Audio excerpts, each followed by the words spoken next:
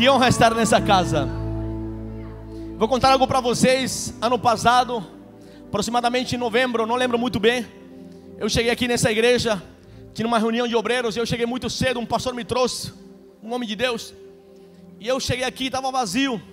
Eu cheguei por esse corredor com a minha esposa e a minha filha, e eu falei para o pastor: faz uma foto, porque hoje estou aqui embaixo, mas um dia eu vou estar lá em cima nesse altar. Escute bem, o que você está plantando hoje vai trazer frutos amanhã. Eu creio que no meio desse povo está a geração de profetas. Eu acho que você não pegou a palavra. A geração de profetas. Os maiores empresários do Brasil vão sair desse lugar. Os maiores profissionais do Brasil vão sair desse lugar. Deus está te chamando, mas aprenda a plantar. Eu fiz uma foto. Eu falei: um dia vou ter a oportunidade de subir nesse altar e conhecer esse homem de Deus, o pastor Silas Malafaia. Pastor, que honra estar nesse lugar, obrigado. Para mim é uma honra. Eu estava aí recebendo muito, chorando, porque eu falei: Senhor, como que um cubano chegou nessa geografia? Eu não sei se você sabe, mas você está numa igreja muito abençoada. Vou falar de novo: você está numa igreja muito abençoada. Eu honro a vida dos pastores da casa, honro a vida do pastor Silas Filho, sua família, pastor Silas Malafaia, honro o teu legado. Eu honro porque eu creio que essa geração vai colher aquilo que vocês estão plantando hoje. Muita gente não entende, mas nós vamos colher o que eles estão plantando. Alguém diz amém? Eu estou muito bem acompanhado essa noite, mas antes de falar da minha esposa, da minha filha que deve estar com as crianças, e de alguns filhos que estão nos acompanhando, eu não posso deixar de falar e honrar a vida desse homem que fez essa conexão poderosa. Um irmão que Deus me deu. Ele parece bem mais velho do que eu, mas a gente quase que estudou junto. Pastor Bruno Santos, te amo. Um aplauso a Deus pela vida do pastor Bruno. Obrigado. Um homem de Deus. Vamos falar a verdade, a de ver que tem bons homens de Deus, é ou não é? Ok. Minha esposa, não sei onde ela está, mas está por aí na mídia. Está na mídia. A melhor pregadora do Brasil. Me perdoa as pregadoras da DVEC, mas a minha esposa é a melhor do Brasil. A mulher mais linda, a mulher mais corajosa. Ela é uma mulher de Deus. Eu sempre gosto de falar dela, não porque ela não é, ela é mesmo, ela é uma mulher de Deus. Minha filha chama Galileia. Ela chegou para causar uma revolução, e não uma revolução comunista, graças a Deus, mas ela chegou para causar uma revolução, e seu nome significa revolução, Galileia. Nós chegamos no Brasil, ano 2020, ano da pandemia, e quando muitas igrejas estavam fechando no Brasil, a nossa estava abrindo. Fala de novo. Quando muitas igrejas estavam se fechando, o portão da garagem que emprestaram para nós estava se abrindo para pregar uma palavra que ninguém entendia. Pegávamos, pastor Silas, com um carro, uma caixa de som, a primeira caixa plástica que compramos, botei num carro, e eu passava pelo bairro, alguns bairros da cidade, pregando em espanhol, porque não falávamos português, liberando palavras sobre os ares. Nunca ninguém se converteu com aquelas pregações. Nunca ninguém foi na garagem dizendo: eu ouvi vocês. Mas para a glória de Deus, o Senhor nos deu a oportunidade, ano passado, de comprar um terreno que fica exatamente localizado na rua que a gente profetizava e liberava a palavra na cidade do interior de São Paulo. Eu vim para te dizer: a palavra tem poder. Diga comigo: a palavra tem poder. Não, mas diga como se você fosse crente. Diga: a palavra tem poder. Ano 2019, Deus nos deu uma palavra de sair de Cuba. Daqui a pouco eu vou falar sobre isso. Muito difícil sair da nossa nação, mas Deus nos deu a oportunidade de sair. Chegamos nessa terra brasileira no ano 2020, março de 2020. Entramos pela fronteira chorando. Falamos: Senhor, obrigado. O Senhor nos abraçou, essa nação nos abraçou. Vocês nos abraçaram. Às vezes você nem sabia que estava abraçando um casal de cubanos que estava chegando com uma criança de 3 anos. Chegamos nesse país, na pandemia, como eu falei, não falávamos português, não tínhamos quase dinheiro no bolso. Começamos a trabalhar, começamos a servir ao Senhor. Hoje temos uma igreja linda, não sei se tem foto aí, uma igreja linda na cidade de Botucatu, São Paulo. Você pode nos visitar quando você quiser. Tem como colocar a foto da igreja? Eu não sei para onde olhar. A nossa igreja sobrenatural na cidade de Botucatu.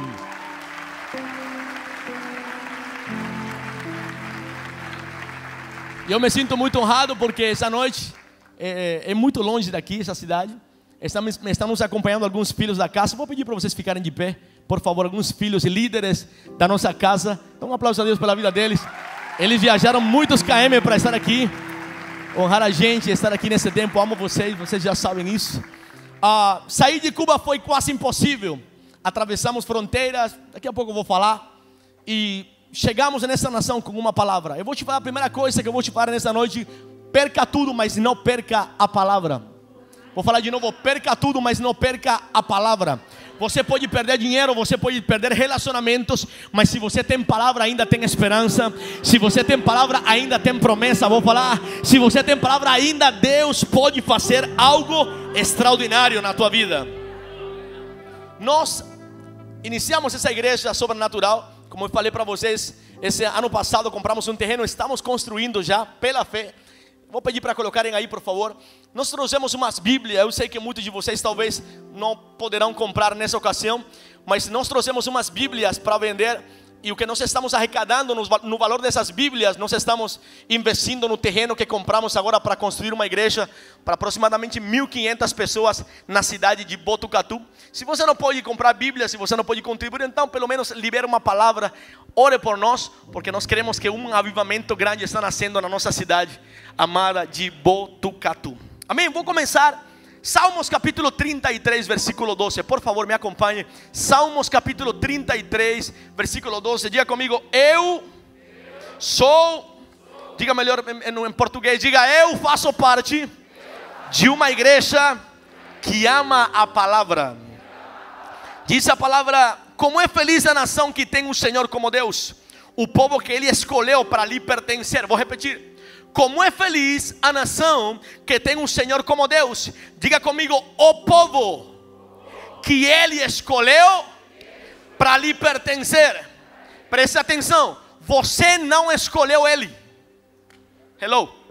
Você não escolheu o Senhor, Ele escolheu você. Está aqui, está vivo ou já foi embora? É importante que você entenda: você foi escolhido. Você está marcado, você foi selecionado. Eu preciso que alguém entenda o que eu estou falando. Sabe por que Satanás te odeia tanto? Porque ele foi excluído, mas você foi escolhido. Vou falar de novo. Sabe por que ele não suporta ver tua família? Sabe por que ele não suporta ver a tua cara? Porque ele sabe que ele foi excluído, mas você foi escolhido. Ele foi excluído do projeto, mas você foi insertado no projeto. Eu preciso que alguém entenda: os teus defeitos, a tua rebelião, o pecado dos teus pais não conseguiu cortar a mão de Deus. Satanás foi excluído, mas você foi escolhido. Continuo. Dos céus olha o Senhor e vê toda a humanidade. Do seu trono ele observa todos os habitantes da terra. O cavalo, versículo 17: o cavalo é vã esperança de vitória, apesar da sua grande força é incapaz de se salvar. Mas o Senhor protege aqueles que o temem, aqueles que firmam a esperança no seu amor. Era ano de 1959. Os nossos avós eles contam que Fidel Castro chegou entrando pelas portas da cidade da nossa nação. Eram muitos jovens que estavam acompanhando ele. Ele chegou com muitas promessas extraordinárias. Os nossos avós eles contam que foi um dia incrível. Foi um dia de festa, foi um dia de alegria, onde Fidel Castro, entre outros guerreiros, soldados comunistas, tomaram o poder, tiraram o governo atual e tomaram posse da nossa ilha amada de Cuba. Os nossos avós contam que naquele momento era tudo alegria. Era um tempo de alegria, de emoção. Por fim chegou alguém que pensa nos pobres. Por fim chegou alguém que ama a classe obreira, alguém que ama o povo. Começou uma intensa guerra contra os ricos. Eu quero que você, pai, entregue a revelação para os seus filhos e que eles possam interpretar o que o Espírito vai ministrar aos seus corações. Quando Fidel Castro chegou, começou uma guerra horrível, uma guerra espantosa, não sei se é uma palavra certa em português, contra os ricos. A visão, o projeto era tirar dos ricos e entregar para os pobres. Proprietários de lojas, de mercearias, de prédios foram tirados dos seus negócios e tudo aquilo entregaram nas mãos do povo. Eu preciso que você levante seus dois dedinhos e faça assim, ó, do povo. Não, mas fale alto, diga do povo. Tiraram negócio de proprietários, negócios de famílias, gente que tinha trabalhado com muito esforço. Quando Fidel Castro chegou, arrancou tudo da mão deles e falou assim, ó, a partir de agora não tem mais propriedade privada, tudo pertence ao diga forte, ao povo. Diga povo. Outra coisa que aconteceu, Fidel Castro causou uma emoção tão grande que as igrejas começaram a ficar vazias, pastor. Os macumbeiros abandonaram as suas crenças, os espíritas abandonaram as suas. A igreja não foi diferente. A igreja começou a se esvaziar, porque agora o Deus de Cuba se chamava Fidel Castro Ruz. Naquela época os nossos avós contam que todo mundo olhava para onde ele olhava. O que ele pensava, todo mundo projetava. O que ele queria, a gente também queria. E foi uma época tão linda, até que chegou um momento da escuridão. Diga comigo, diga forte comigo, a escuridão, diga, é perigosa. Fidel Castro se posicionou e falou assim, gente, daqui 4 anos vai ter eleições normalmente como em qualquer país democrático. Número 2, eu prometo que nesse país haverá eleições normalmente, mas além disso, nunca seremos uma nação comunista. Lembra-se que estamos falando de Cuba. Para quem não conhece, Cuba é um país comunista. Fidel Castro se posicionou e falou assim, vai ter eleições daqui 4 anos e nunca seremos comunistas. Tem vídeo na internet, você pode procurar. O que aconteceu? 4 anos depois, não houve eleições. O que aconteceu? 7 anos depois do ano 59, Cuba se declara um país oficialmente comunista. O que aconteceu?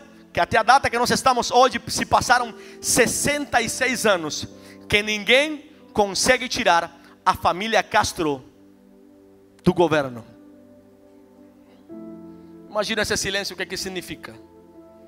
Começou a se revelar a verdadeira cara do sistema. Quando ninguém esperava, estava todo mundo feliz, o governo começou a perseguir aqueles que pensavam diferente. Não estou falando do Brasil, tá? Estou falando de Cuba. O governo começou a perseguir aqueles jovens que tinham uma mentalidade, aquelas pessoas com uma mentalidade de oposição, aquelas pessoas que não concordavam. E começou uma perseguição como nunca antes. Detenções arbitrárias, sem direitos a advogados. Cuba. Decreto de pena de morte sem investigações. Fidel Castro designou o pastor Silas, um homem perfeito para essa tarefa.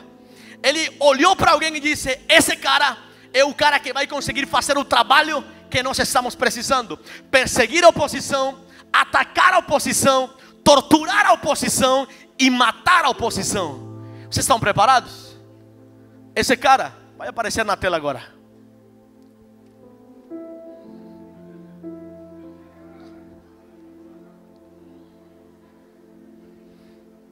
Ernesto Che Guevara, o herói para muitos.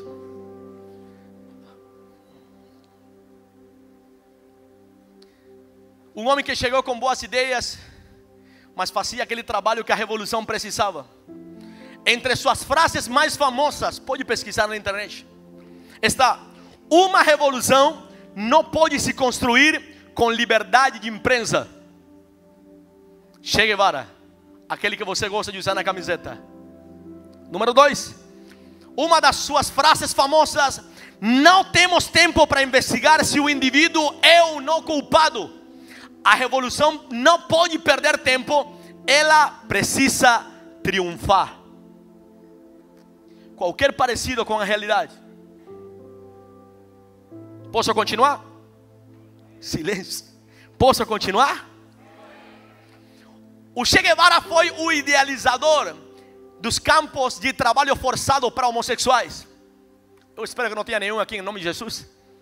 Mas se você está assistindo ou vai assistir essa live, essa palavra, é importante que você saiba que aquele cara que você bota na camiseta para fazer aqueles desfiles extravagantes é aquele cara que no meu país, Cuba, bota no meu nome, um cubano que mora no Brasil, colocava os homossexuais em campos de trabalho forçado, para não usar o termo concentração.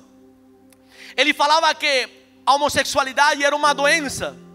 Ele falava que através do trabalho eles poderiam mudar e eles poderiam ser curados. Esse é o Che Guevara. Ele dizia: os homossexuais são contrários à ideia do homem novo e é uma doença que não deveria existir. Che Guevara. É lindo de se ver a cara de vocês daqui do altar. Desapareceu a oposição no país. Todo aquele que pensava diferente era preso ou geralmente era fuzilado. Aconteceu algo, pastor. Bota a foto para mim do morro, por favor. Morro Cabaña. Teve um quartel, um lugar de tortura chamado Morro Cabaña, na capital onde nós morávamos antes de vir para cá. Nesse lugar era o lugar de torturar os opositores. Era o lugar de torturar aquele que pensava diferente. Houve um jovem que ajudou Fidel Castro a conquistar a revolução, mas o governo anterior pressionou ele para pedir uma informação em troca que, se ele não falava, eles iam estuprar a sua mãe. Esse jovem não negociou seus valores e falou assim: gente, minha família não tem jeito. E ele simplesmente denunciou algumas coisas que Fidel Castro estava fazendo. Quando Che Guevara descobriu, pegou ele preso e automaticamente, sem nenhum tipo de investigação, decretou uma pena de morte. Se fala assim, pena de morte? Falou: ele vai ser fuzilado. O que aconteceu? Um padre da igreja católica foi correndo até o Che Guevara, no quartel que vocês estão vendo aí, para interceder pelo menino. Era um jovem, era um, diga, igual, diga eu. Quando o padre foi interceder, Che Guevara falou: cara, não tem conversa, esquece, ele vai ser fuzilado no dia tal. Depois disso, a mãe do menino foi até o quartel pedindo conversar com Ernesto Che Guevara, o herói da revolução. Quando ele deu aquele gabinete, ela chorou, ela clamou, ela se ajoelhou e falou: tenha misericórdia do meu filho. Eu não estou pedindo para liberar ele, estou pedindo para não matar ele. Che Guevara falou: mulher, fique em paz, volte para casa. Ela foi para casa feliz, contou para toda a família que seu filho não ia ser fuzilado. No dia seguinte, recebeu uma carta do Ernesto Che Guevara dizendo: eu matei teu filho agora para que a senhora não tenha que esperar tanto tempo nessa agonia.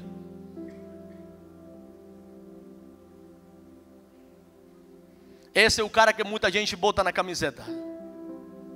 A perseguição não era só no âmbito social, também entrou dentro das escolas. Tem alguém que estuda aqui? Quando entrou dentro das escolas, começou a perseguir estudantes, geralmente universitários. Uma das coisas que ele fazia é que cristãos não podiam optar por carreiras universitárias. A prova disso, a minha sogra faleceu em 2020, ano da pandemia, 2021, perdão. E ela sofreu muito porque ela sempre quis ser doutora. Era muito inteligente, muito capaz, se preparou. Só que tinha uma comissão de investigação que ia nos bairros da cidade para perguntar sobre a pessoa. Ela é boa? Ela tem pensamentos políticos bons? E quando chegaram na casa de uma mulher, perguntaram para ela: como que é a Lyudmila? A mulher falou assim: pastor, ela é tão boa, mas ela é tão boa que ela é crente. Aquele dia, ela perdeu a sua carreira de medicina, simplesmente por ser cristã. Está vivo?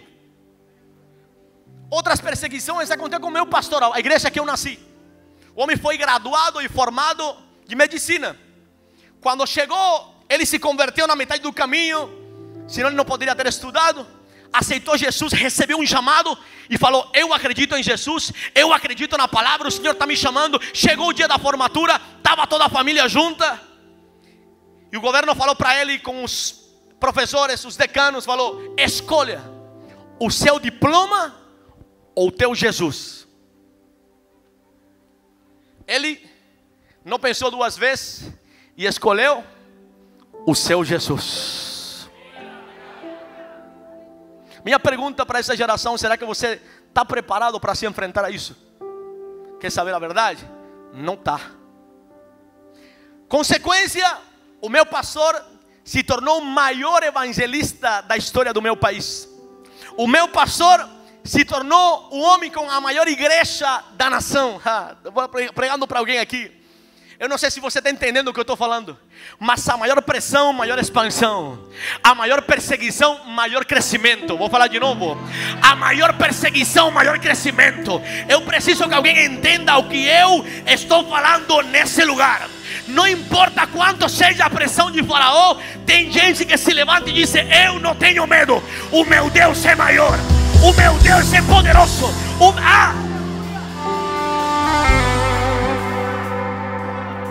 Quando eu estava preparando isso aqui, pastor Silas, o Senhor me entregou uma palavra para o Senhor. E eu vou me arriscar e vou falar. O Senhor me diz: fale para ele, continue, porque a maior pressão, maior expansão. Eu profetizo que a igreja Assembleia de Deus Vitória em Cristo nos próximos anos vai viver a maior expansão da sua história.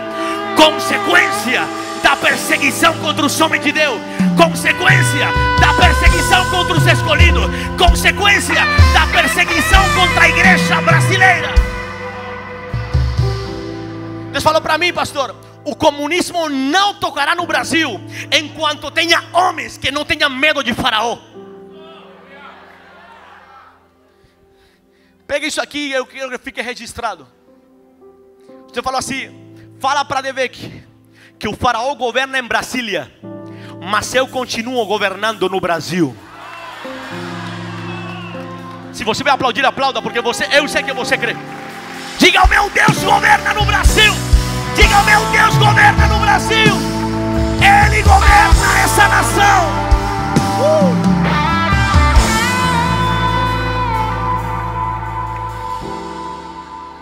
Não é coincidência, eu estava preparando a mensagem e falei: Faraó geralmente era careca. Essa revelação foi sua, não falei nada. Diga comigo: em Brasília pode governar Faraó, mas na minha nação governa aquele que governa os céus e a terra. Diga forte: a minha geração não será corrompida. Diga: a minha geração não será confundida. Diga comigo: a maior pressão, vamos. Diga comigo: a maior pressão, a maior perseguição, maior expansão.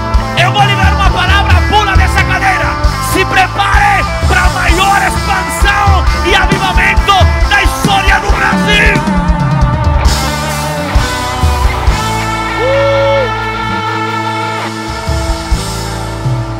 Eu sinto a Deus aqui. Fala de novo: eu sinto a Deus aqui. Tem gente chorando já. Sabe por que você está chorando? Porque você está entendendo. Mas o comunismo não tocará na tua casa. O comunismo não tocará na tua família enquanto tenha homens que não tenham medo de Faraó posicionados. O inferno não toca no Brasil. Ano 2019, começo, recebemos uma instrução de Deus: construir uma casa para ele. Esse negócio de construir aqui no Brasil não é coisa daqui. Lá nós queríamos construir também. Eu era o vice do meu sogro, que era pastor. Uma igreja pequena num apartamento. E um senhorzinho da igreja falou: pastor, eu quero doar um pedaço da minha terra. Nós sabíamos do bom coração dele. Sabíamos que ele amava a obra, mas também sabíamos que em Cuba ninguém tem propriedade, só deles. Você pode ter seu nome na escritura, tudo pertence ao governo. Mas mesmo assim a gente se lançou em fé. Começamos a levantar recursos, começamos a pregar, começamos a procurar oferta. E a gente conseguiu construir um templo aproximadamente para 70 pessoas. Tem foto aí? Olha lá, esse cara bonito da foto sou eu. Se você deu risada, você não vai para o céu. E começamos na construção. Pastor Silas, nós tínhamos que construir até de madrugada, porque se a polícia chegava e pegava a gente na construção, a gente perdia tudo. Então os pedreiros eram muito folgados. Será que só em Cuba? Não queriam trabalhar. Aí um dia, nunca esqueço, eu estava com meu cunhado que eu trouxe para o Brasil. Meu cunhado, meu irmão, mais um amigo. A gente cuidava durante a madrugada para ninguém roubar nada. E eu lembro que os pedreiros tinham que fazer toda a fundação do prédio. Não era tão grande, tá lá. E aí, ó, de lá aqui.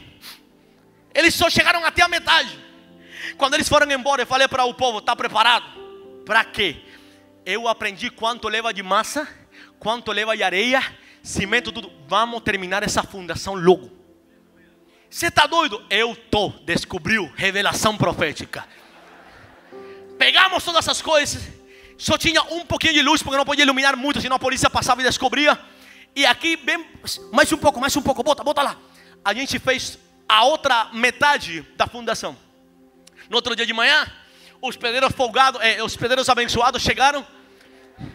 E quando viram, estava tudo pronto. Por que é isso? Falei, para, fecha a tua boca, olha para mim e me diga se não está melhor do que a sua.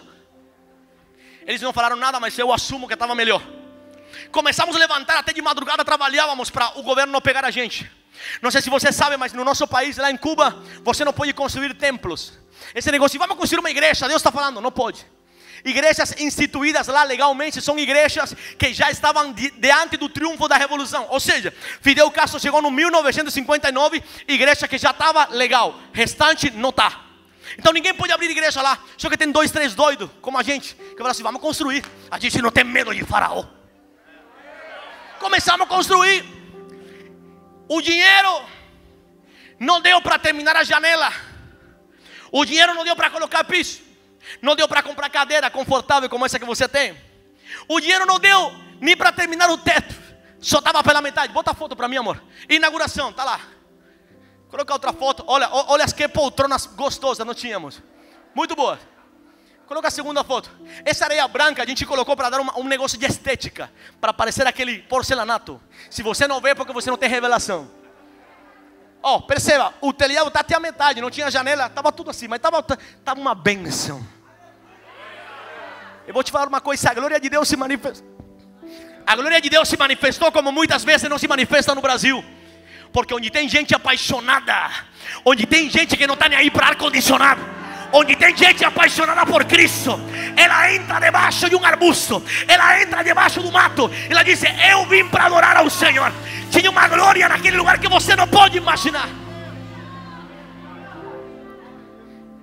O que a gente não imaginava é que aquela inauguração seria o primeiro e último culto.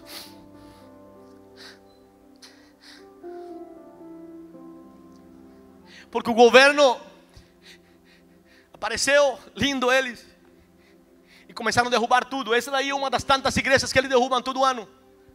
A gente constrói de novo, eles derrubam. A gente constrói de novo, vamos ver quem que tem mais material e quem que tem mais fé. Derrubaram o nosso templo, feito com tanto amor e de tantas madrugadas. Por isso que quando eu estou construindo lá na minha cidade,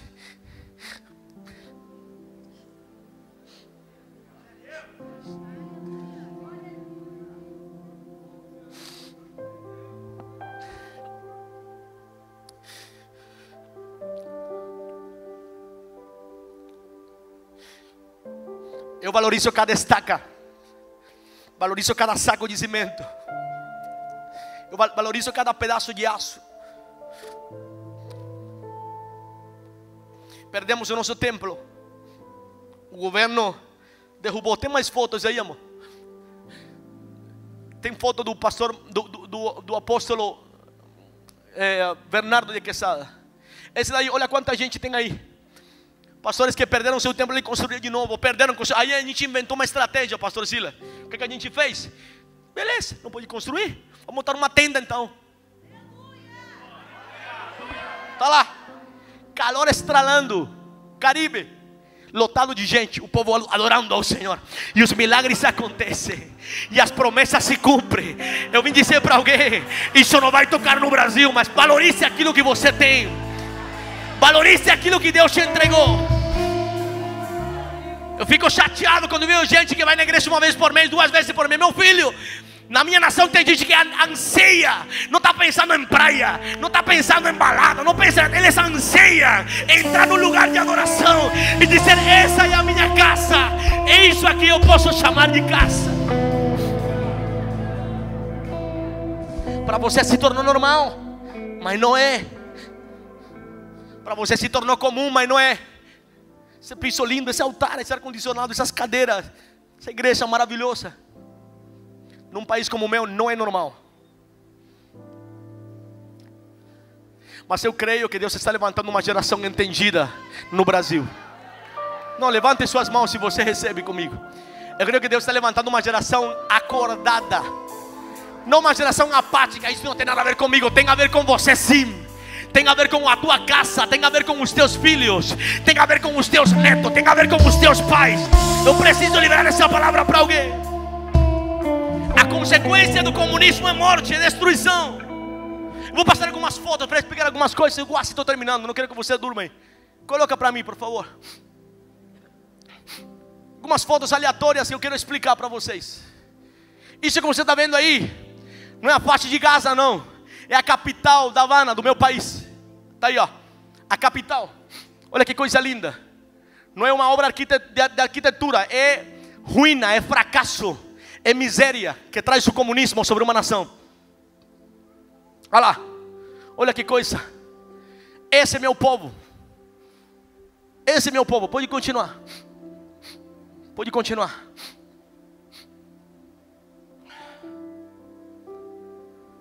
Continua, por favor.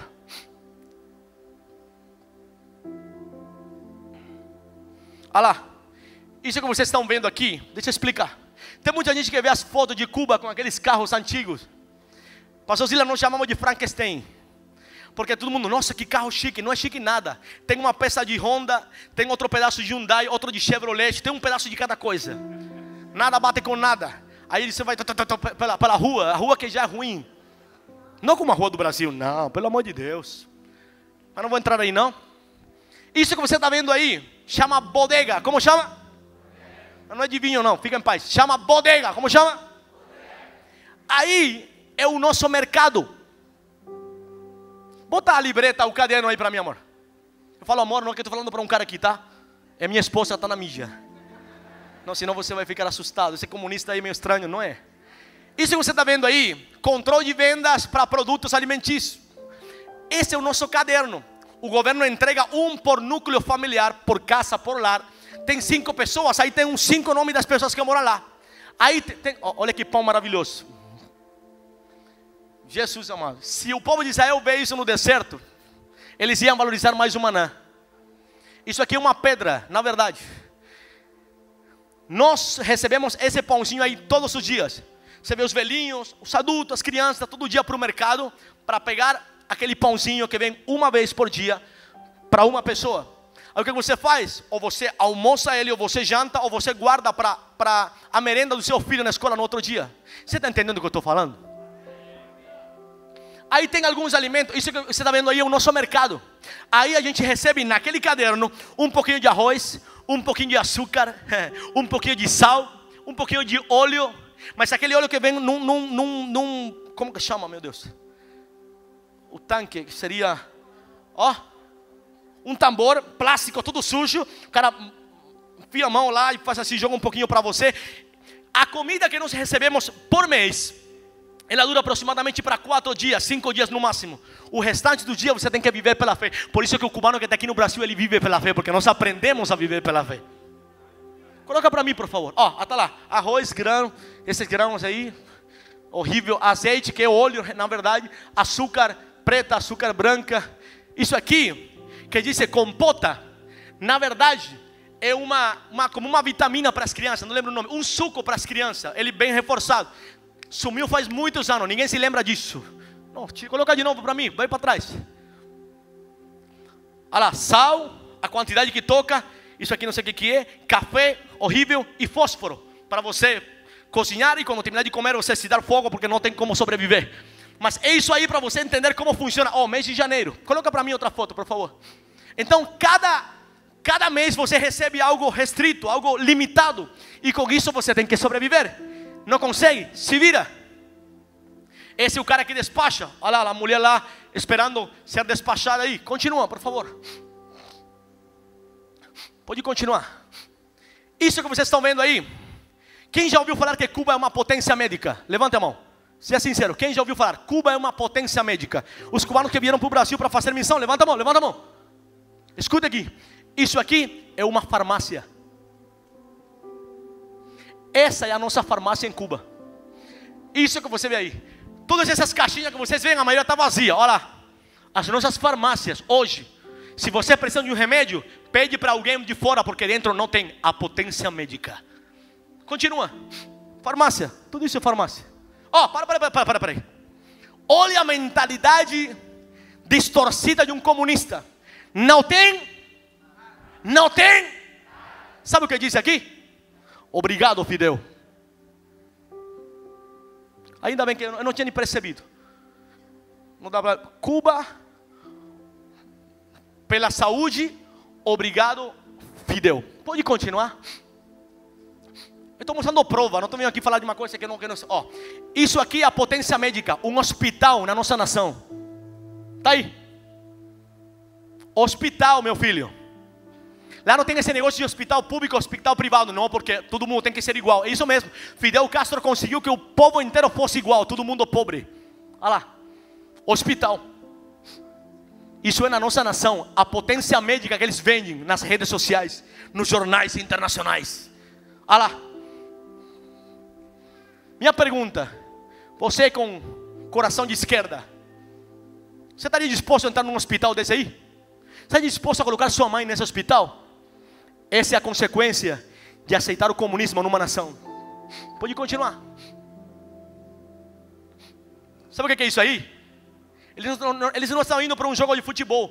Eles estão pegando o transporte. Isso é normal no meu país todos os dias. Horário que o povo vai para o serviço e horário que o povo volta. Está aí. Continua. Olha lá. Eles falam que não tem como, não tem condição. Está difícil. Eles falam que os Estados Unidos colocaram um embargo, um bloqueio. Daqui a pouco eu vou falar sobre isso. E que a gente não pode, a gente não tem condição de sustentar e de manter o socialismo. Continua. Olha lá. As filas que fazem os velhinhos para receber alguma coisa. Sei lá o que eles estavam procurando receber lá. Continua. Isso aqui é muito importante. Cuba antes do comunismo. Cuba depois do comunismo. Vou repetir para você que não pegou. Cuba antes, Cuba depois. Pode botar outra foto? Cuba antes e Cuba depois. Pode botar outra foto? Cuba antes e Cuba depois. Para quem fala que o capitalismo é ruim, olha lá. Olha o capitalismo e olha o socialismo e o comunismo. Pode continuar?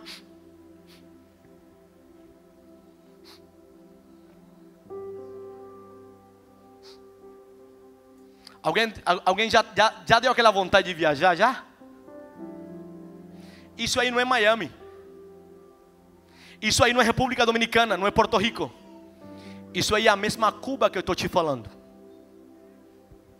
A Cuba dos ministros, a Cuba dos deputados, a Cuba dos estrangeiros, dos turistas.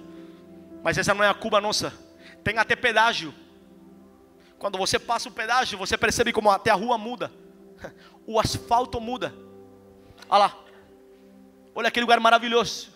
Chama Varadero. Pode pesquisar. Pode pesquisar na internet depois que você puder. Chama Varadero. Ficava a 1h30 da minha casa aproximadamente. Coloca outra. Não sei se tem mais uma. Olha lá. Essa aí é a outra cara da moeda.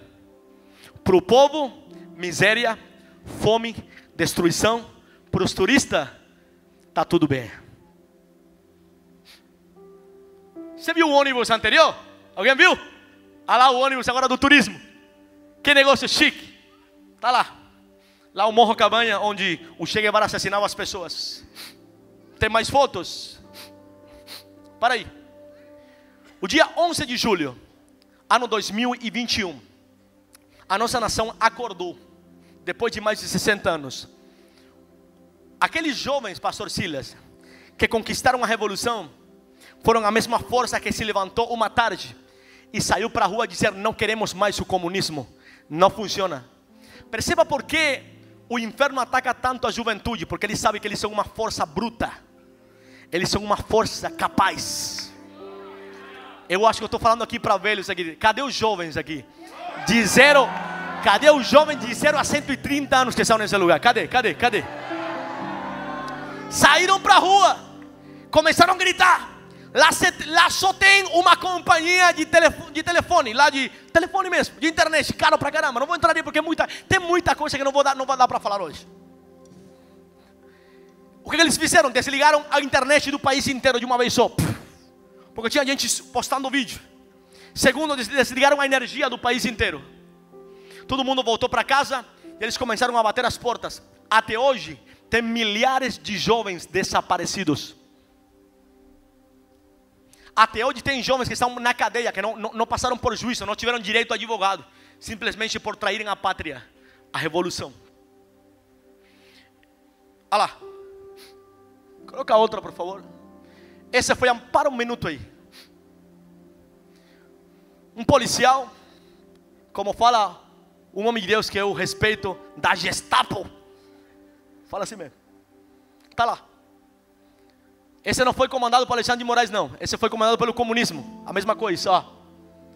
Olha o menino que está aí sendo enforcado. O que tem na mão? Uma flor. Pode botar outra imagem. Mulheres na rua. Olha essa senhora gritando por liberdade. Pode continuar. É isso que faz o comunismo. Fechar a boca do povo. Pode continuar. Por que esses caras estão vestidos com essa roupa? Perceba, ela trabalha para o governo, mas esse aqui não está. É, porque o governo bota roupa de civil. Fala civil? Roupa. Eles não estão uniformizados. Para que o povo ache que é o povo contra o povo. Para que a opinião internacional ache que é o povo contra o povo. Eles estão pegando, aí com a ajuda da irmãozinha, e levam para a viatura, e depois levam presa. Continua.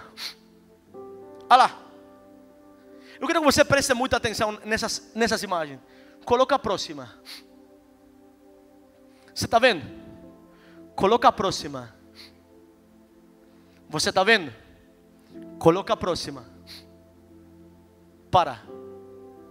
Eu não sei se você percebeu, mas a maioria são jovens. A maioria são adolescentes. Olha fala para o ouvido de quem está do teu lado, diga jovens e adolescentes.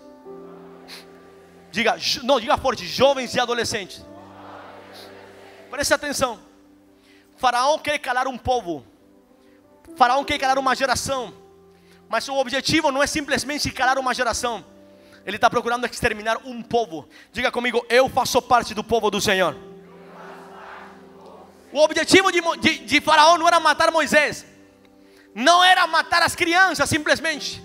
O objetivo de Faraó era calar a voz de uma geração para exterminar um povo. Vou falar de novo. Calar para exterminar. Primeiro houve um tempo de pressão. Trabalhos forçados para enfraquecer os hebreus. Eles só se fortaleceram. Diga comigo, se fortaleceram. Segundo, houve um tempo de decreto de morte, onde aqueles hebreus agora iam morrer enquanto eles nascessem.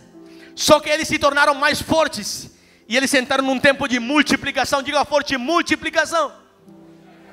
Perceba como funciona o inferno. Primeiro ele pressiona, depois ele mata. Primeiro ele censura, depois ele extermina. Está vivo? A censura é o primeiro passo para o extermínio de um povo em liberdade. Vou falar de novo. A censura que você acha normal, a censura que estão tentando colocar nessa nação, é o primeiro passo para o extermínio de um povo em liberdade. O que Faraó não sabia é que da mesma casa que saiu um decreto de morte para os hebreus, foi a mesma casa que teve que dar manutenção para o próximo líder que ia salvar os hebreus. Preciso alguém vivo aqui, pelo amor de Deus. O que Faraó não sabia, que enquanto ele liberava decreto de morte, ele estava dando a papinha para Moisés, ele estava dando cereal para Moisés, ele estava dando comida para Moisés. Perceba, Deus escolheu um tempo de morte, de perseguição, para trazer a Moisés. Moisés poderia ter nascido no tempo de José, mas Deus escolheu um tempo de perseguição, um tempo de morte e de pressão, para levantar um líder. Meu Deus, eu preciso de alguém aqui, senão vou ter que pular aqui, pelo amor de Deus. Eu não sou filho da irmã Maria, mas eu sou do manto também. Você está vivo aí? Você está vivo? Do mesmo lugar que saiu o decreto de morte, saiu a manutenção do povo de Israel. Deus escolheu uma estação de perseguição no Brasil para gerar os próximos líderes. Eu vou profetizar. Deus escolheu uma estação de morte, de perseguição, de injustiça, para levantar os próximos líderes que vão governar essa nação com temor ao Senhor.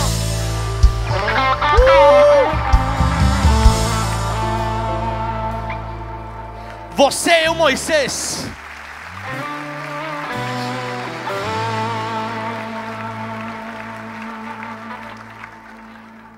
Você é o Moisés que Deus escolheu para esse tempo. É você. Diga assim, ó. Tem que doer. Diga, sou eu. Não, coloca o dedo em alguém que seja do teu mesmo sexo, por favor. Diga, é você. Diga forte, é você. Moisés poderia ter ficado no conforto do palácio. Moisés poderia ter ficado no conforto da vida de príncipe.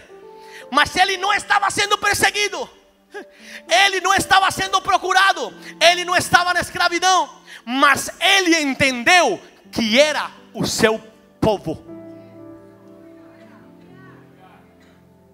Levante sua mão direita, por favor. Diga comigo, todo sistema. Diga isso porque o céu vai colocar na tua conta agora. Diga, todo sistema que ataca, diga, persegue e tenta exterminar a igreja é o espírito do anticristo. Eu não sou de direita porque eu gosto.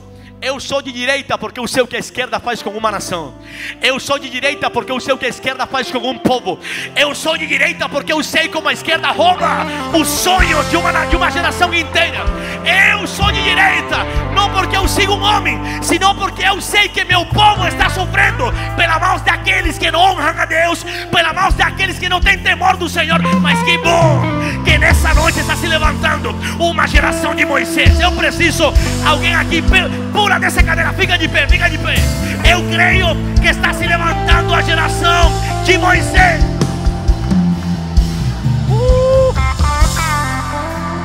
Pastor, mas não gosto de política. Não tem a ver com política, tem a ver com uma ideologia que está tentando exterminar o teu povo. Cadê as mulheres? Digam amém. Esther, não se ache, não pretenda que você vai ser a vida inteira protegida. Esther, hoje estão perseguindo o teu povo, mas amanhã vão perseguir você. Mas quem sabe? Mas quem sabe? Se para esse tempo, mas quem sabe? Cadê as mulheres? Cadê as mulheres? Cadê? Se para esse tempo o Senhor te trouxe e te plantou, não preciso alguém aqui. Cadê os homens? Os meninos, levantem as mãos. Moisés, não se acha intocável. Hoje estão atacando, escravizando e perseguindo, censurando o teu povo. Mas amanhã é com você. Escute, vou te dar uma revelação e estou terminando, mas eu quero que você pegue. Está pronto? O posicionamento de Moisés contra uma injustiça, pastor Silas, o empurrou para o deserto. Está aí? O deserto o empurrou para cuidar das ovelhas do seu sogro. As ovelhas do seu sogro o empurraram para a sarça. Vou te dar mais 3 segundos para você meditar no que eu falei. Vou falar de novo. Meu Deus, eu sinto a Deus aqui. Presta atenção. O posicionamento de alguém que estava confortável. Ele viu injustiça. Ele disse, para aí, não é justo. Ele se colocou no meio. Isso fez que ele fosse empurrado para o deserto. O deserto o empurrou com as ovelhas do sogro, mas as ovelhas o conectaram com a sarça. Não pretenda se encontrar com a sarça se você não tem compaixão pelo povo.